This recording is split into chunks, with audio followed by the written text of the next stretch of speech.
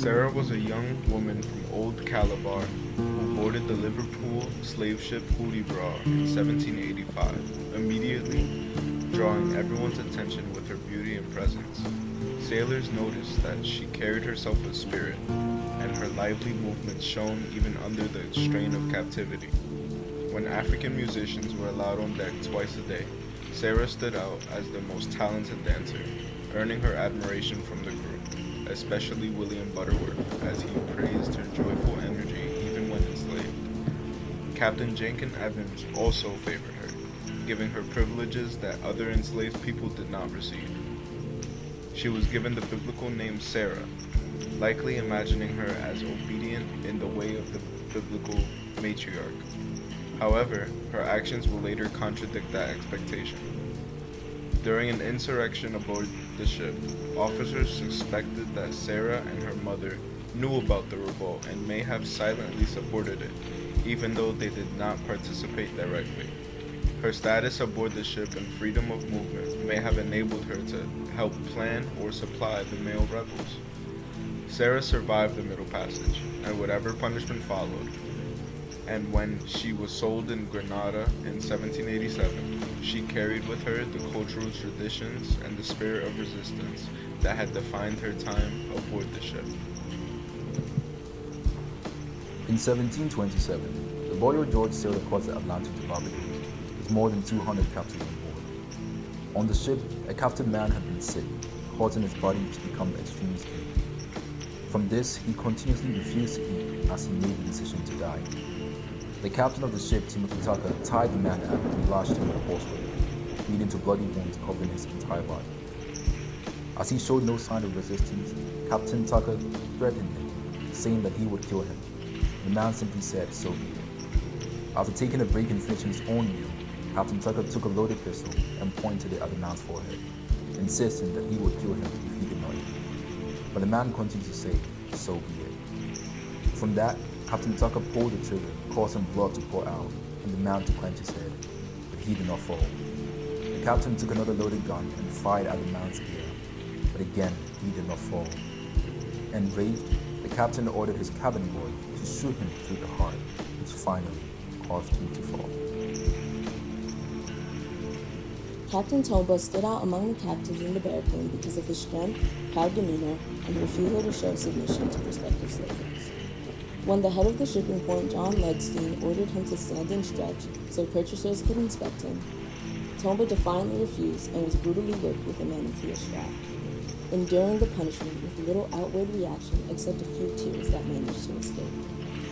Ledstein later explained to curious visitors that Tomba had once been a headman of villagers who resisted the slave trade until he was violently captured. Eventually sold to Captain Richard Harding and taken aboard the Robert of Bristol, Tomba immediately began planning an escape with a few strong men and the help of a woman who had more freedom of movement on the ship. One night, he found most of the white crew asleep and attacked, killing 2 sailors before waking the rest of the ship. Though Tomba fought fiercely, he was overpowered, chained, and whipped. As a result of the revolt, Harding selected 3 marginally included captives for a gruesome execution meant to terrify the other enslaved people. Captain Tomba was said to have been delivered to Kingston, Jamaica, but ultimately, his fate beyond this is unknown. In late 1783 or early 1784, an unnamed man boarded the slave ship Brooks with his entire family, his wife, daughters, and mother, after being falsely accused of witchcraft by the village chief. Although he spoke English and had been a trader, he refused to speak to the captain and only interacted with members of the crew. From the moment he was imprisoned on the ship, he sank into deep despair and would not eat, a reaction that sailors often saw among newly enslaved people. His suffering continued to intensify, and one morning sailors found that he had attempted to slit his own throat.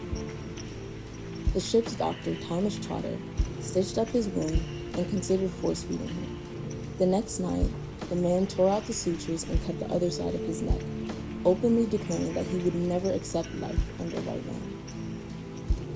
After the crew continued searching the ship for the instrument he used, Trotter realized that the man had ripped through his own throat with his fingernails.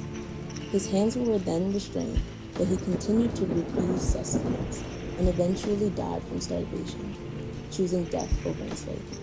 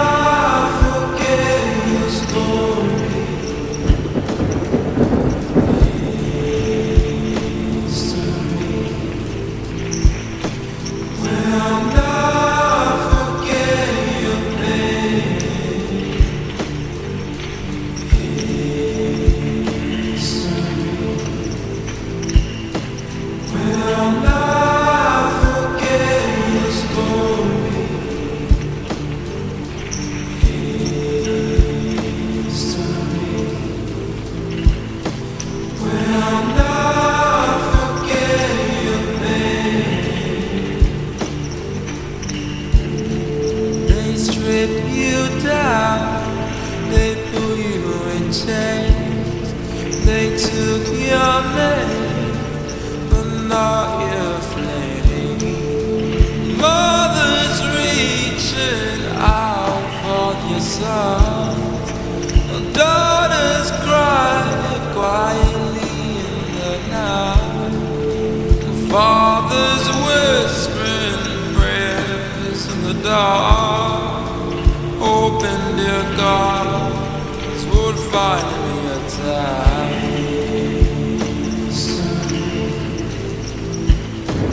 Will not forget your story.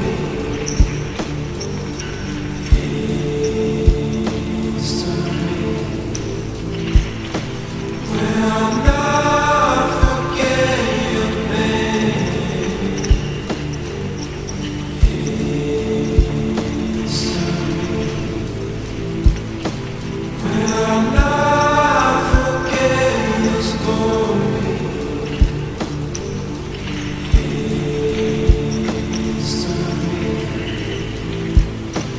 Will not forget your pain.